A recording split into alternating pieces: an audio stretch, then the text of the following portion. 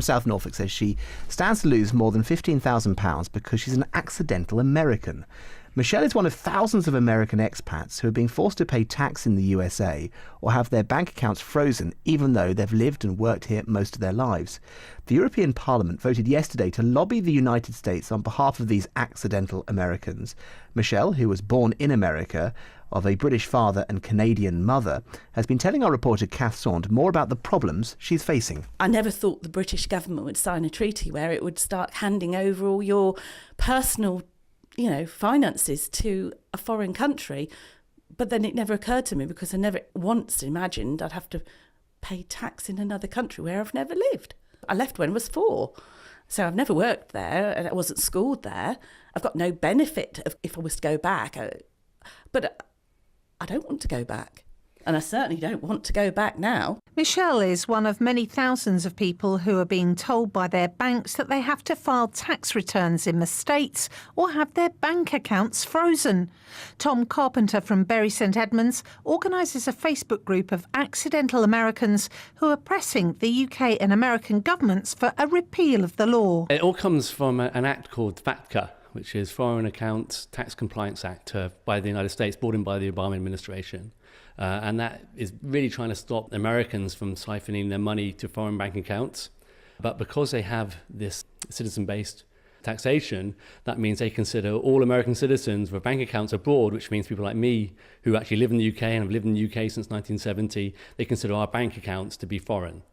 And so our banks have to report our bank details to the IRS, and that's the American Inland Revenue Service. Revenue, yeah. They don't distinguish the fact that you live in the UK and that these accounts aren't foreign to you. They consider them to be foreign bank accounts and that you live in the United States. So thousands of so-called accidental Americans are facing huge tax bills they didn't know they were liable for, especially if they have savings, investments or have made a profit from the sale of their homes because of the increase in property prices. And they're quite generous in their tax credits for your income, but they're just not aligned at all with anything regarding pensions, regarding any savings. They don't have stamp duty in America.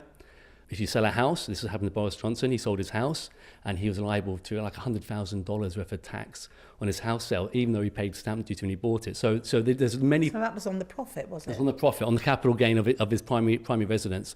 So there's loads of areas where the two systems don't align, and then you're basically stuck with double taxation. Michelle's chosen to retire early and take a lump sum tax-free from her pension fund, not realising that she'd be liable to pay tax on it in the USA. And her husband is subject to the same rules, even though he's a British citizen. All my bank accounts are joint with my British husband, but apparently they class those as American. So all of his details get taken as well and given to the IRS via HMRC. I've been feeling physically sick for months, since I got the letter.